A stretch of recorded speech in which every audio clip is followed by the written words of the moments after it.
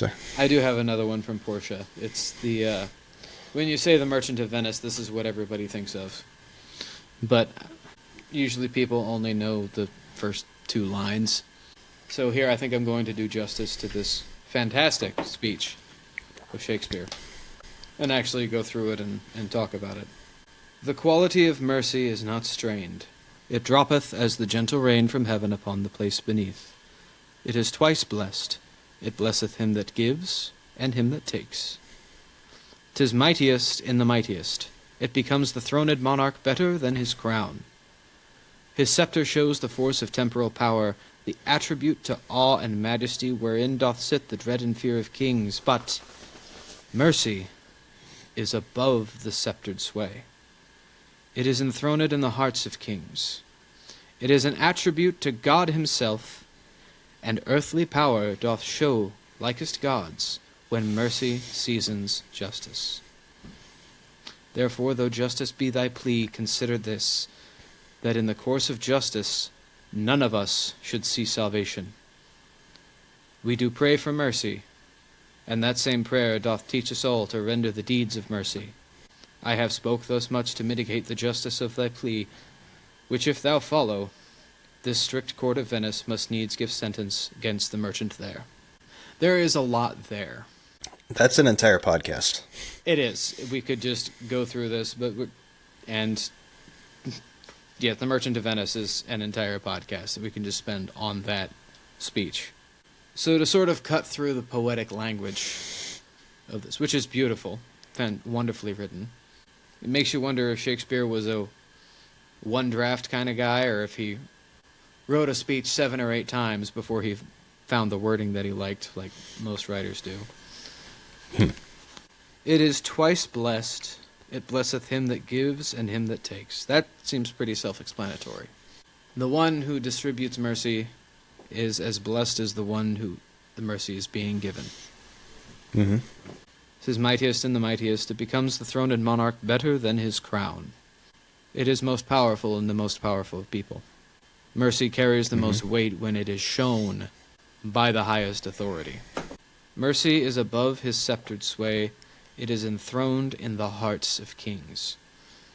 It is an attribute to God himself, and earthly power doth then show likest gods when mercy seasons justice.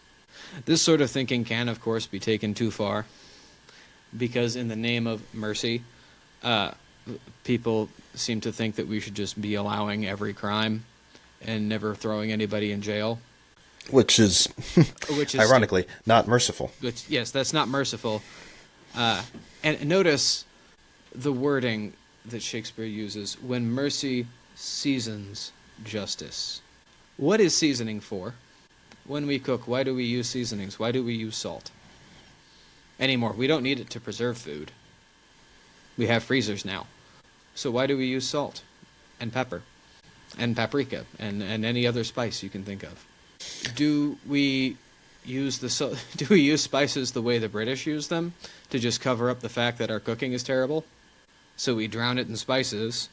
But this is all due respect to Gordon Ramsay, by the way. I know he's a master chef, but also, he's not British. He's Scottish. Interesting. If you ask a Scotsman, he'll tell you he's Scottish before he says he's British. The English will say he's British, but the Scotsman will always admit to being Scottish.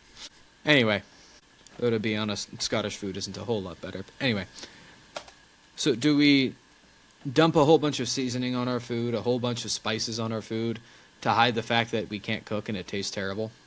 Or do we use the seasoning correctly to where the natural flavor of the food itself is enhanced and heightened and added to? That is mercy seasoning justice. You then heighten the feeling and the flavor of justice with the mercy by adding mercy in. And mercy doesn't just mean letting the criminal go. Mercy may mean downgrading him from a death sentence to a life sentence. Mercy may mean shortening his sentence. Justice cannot be overpowered by mercy. It must not be overpowered by mercy, because then you have neither justice nor mercy. And it is still worth mentioning that mercy is not a cardinal virtue. Justice is. Although so is prudence. Prudence which dictates how much mercy we use. Mm. Which is why you should never think of justice and mercy as being at odds with one another, because they are husband and wife. And a husband and wife are not at odds with one another, no matter what the world says. In my home, I am justice, my wife is mercy. If it was just me, my children would be spanked every 45 seconds. Probably deserve it, somehow. And in sort of the cold decree that my hot temper leaps o'er, yeah, they deserved it. Mm-hmm. Just like Gandalf says of Gollum, to slay it would be just. And yet he says, it was pity that stayed Bilbo's hand. And my heart tells me that Gollum has some part to play yet. And the pity of Bilbo may rule the fate of man. Which is a perfect example of mercy and justice being husband and wife, and of, the way I would put it is, mercy and justice have to serve each other. Yes. They have to serve each other, and they have to be one.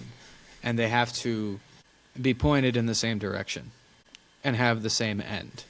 That sometimes means that you lean heavier on justice, and that sometimes means you lean heavier on mercy. But it has to be case by case. Which is why every single time I can create laws and rules for my home and setting down punishments for my children when they do wrong, when they go awry. If I hold fast strictly to the letter of that law, the letter of those rules, then I may technically be just, but I'm cold and callous, and I am ignoring the spirit of the law. And our Lord had a great deal of things to say about that.